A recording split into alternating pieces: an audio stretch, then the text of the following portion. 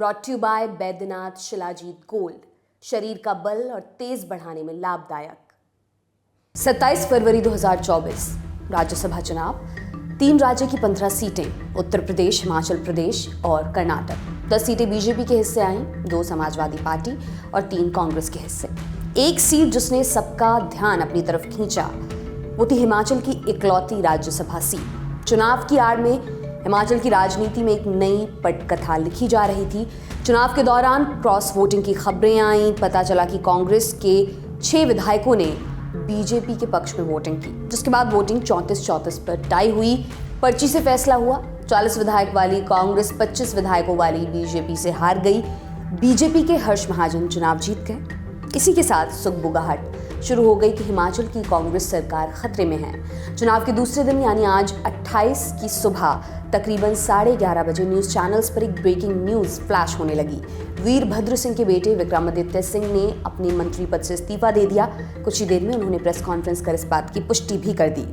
खबर ये भी चली कि मुख्यमंत्री सुखविंदर सिंह सुक्खू ने कांग्रेस के आला कमान को इस्तीफे की पेशकश की है। इस पर सुखविंदर सिंह सुक्खू ने क्या कहा वो आप सुनिए। जिस प्रकार के षड्यंत्र रचकर सीआरपीएफ पुलिस लगाकर, हरियाणा पुलिस लगाकर, हेलीकॉप्टर भेजकर जिस प्रकार से सत्ता को हथियाने की कोशिश की, आज वो कोशिश नाकाम हुई है। पिछले दिनों भी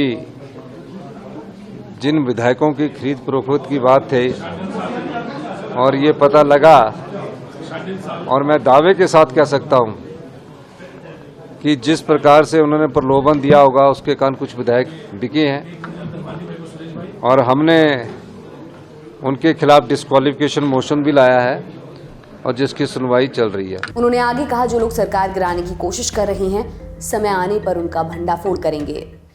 निश्चित तौर पर जिस प्रकार सरकार गिराने की साजिश रची गई थी और जो लोग थे उनका भी आने वाले समय में हम भंडाफोड़ करेंगे। निश्चित तौर पर यह सरकार 5 साल चलेगी। अब सवाल ये है कि आखिर वो कौन विधायक हैं जिनकी बगावत के बाद हिमाचल की सरकार का पूरा समीकरण बदल गया। इस वीडियो में हम आपके इन्हीं सवालों का जवाब देने वाले हैं। इस लिस्ट में पहला नाम है राजेंद्र राणा का।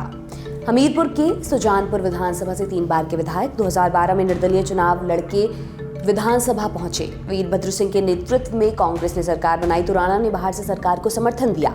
इसके बाद वो कांग्रेस में शामिल हो गए।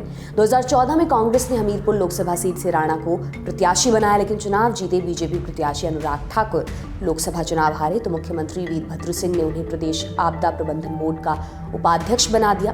2017 में सुजानपुर विधानसभा सीट पर उन्होंने भाजपा के प्रेम कुमार धूमल को हराया था। इसी के चलते धूमल भाजपा की जीत के बावजूद सीएम नहीं बन पाए। सीएम बने जयराम ठाकुर। 2022 में राजेंद्र राणा सुजानपुर विधानसभा से चुनाव जीते। अब बात करते हैं सुधीर शर्मा की। धर्मशाला से 4 बार के विधायक। 1991 में NSUI कांगड़ा के सेक्रेटरी के तौर पर उन्होंने अपनी राजनीतिक पारी शुरू की। इसके बाद कांग्रेस की कई इकाइयों के पदाधिकारी बनते हुए 2003 में पहली बार बैजनाथ विधानसभा सीट से चुनाव जीतकर विधायक बने। 2007 में इसी सीट से दोबारा चुनाव जीते। 2012 में सीट बदल दी। धर्मशाला विधानसभा से उन्होंने चुनाव लड़ा, जीते भी। 2012 से 2017 के बीच वीरभद्र सरकार में शहरी विकास मंत्री रहे। 2022 में धर्मशाला विधानसभा से 4थी बार चुनाव जीते। सुधीर अपनी सरकार के खिलाफ खासा मुखर रहते हैं। एक मौके पर जब उनका नाम कांगड़ा संसदीय सीट के लिए चुना गया तो उन्होंने इससे इनकार कर दिया। वो बोले कि अगर मैं कैबिनेट मंत्री बनने लायक नहीं हूं तो लोकसभा चुनाव लड़ने के लायक कैसे हो सकता हूं। उन्हें सुक्खू सरकार में कैबिनेट में जगह नहीं मिली थी। बात करते हैं रवि ठाकुर की। रवि ठाकुर लाहौल स्पीति से 2 बार के विधायक। पहले 2012 में, फिर 2022 में चुनाव जीते। रवि ठाकुर सरकार के खिलाफ खुलकर बोलने के लिए जाने जाते हैं। एक विवाद के दौरान उन्होंने कहा, सुखविंदर सुक्खू को भी गवर्नेंस समझने में समय लगेगा। वीरभद्र सिंह 6 बार मुख्यमंत्री रहे हैं, जबकि सुक्खू कभी मंत्री तक नहीं रहे। मामला ट्राइबल एरिया के अधिकारियों के रिलीवर आए बिना ट्रांसफर से जुड़ा था। रवि ठाकुर जब आज 28 फरवरी के दिन विधानसभा पहुंचे तो पत्रकारों ने पूछा कि आप किसके साथ हैं। सुनिए उन्होंने क्या कहा। हर्ष महाजन जी, आप बीजेपी के साथ हैं, कांग्रेस के साथ हैं? बीजेपी के साथ हैं, कांग्रेस के साथ हैं? बीजेपी। इंद्रदत्त लखनपाल बड़सर। 1997 में शिमला नगर निगम में पार्षद के तौर पर राजनीति में एंट्री हुई। 2007 तक पार्षदी चली। कुछ साल प्रदेश कांग्रेस सेवा दल के साथ जुड़े रहे। 2012 में पहली बार बड़सर विधानसभा से चुनाव जीत विधायक बने, फिर 2017 और 2022 में तीसरी बार चुने गए। चैतन्य शर्मा गगरेट हिमाचल प्रदेश के सबसे युवा विधायक चैतन्य शर्मा, पिता राकेश शर्मा 1981 बैच के यूपी कैडर के आईएएस हैं। उत्तराखंड सरकार में मुख्य सचिव रह चुके हैं। चैतन्य ने दिल्ली यूनिवर्सिटी से वकालत की पढ़ाई की, उसके बाद कुछ वक्त अमेरिका में पढ़ाई की और बाद में वर्ल्ड बैंक के साथ काम भी किया। 2020 में जिला परिषद सदस्य के तौर पर राजनीति में एंट्री हुई। 2022 में कांग्रेस के टिकट पर गगरेट विधानसभा से चुनाव लड़ा। बीजेपी के प्रत्याशी राजेश ठाकुर को 15,685 वोटों से चुनाव हराकर वो विधानसभा पहुंचे। देवेंद्र भुट्टो कुटलैहड़ ऊना जिले की कुटलैहड़ विधानसभा सीट से विधायक की वो सीट है जिस पर 2022 से पहले 32 वर्षों से लगातार बीजेपी जीत रही है। इस सीट से बीजेपी ने अपने 4 बार के विधायक और जयराम सरकार में ग्रामीण विकास मंत्री रहे वीरेंद्र कंवर को उतारा था। देवेंद्र भुट्टो के लिए कांग्रेस के स्टार प्रचारक एवं पूर्व केंद्रीय मंत्री सचिन पायलट, पूर्व सीएम वीरभद्र सिंह के बेटे विक्रमादित्य सिंह प्रचार में जुटे थे। प्रचार काम आया और देवेंद्र भुट्टो चुनाव जीत गए।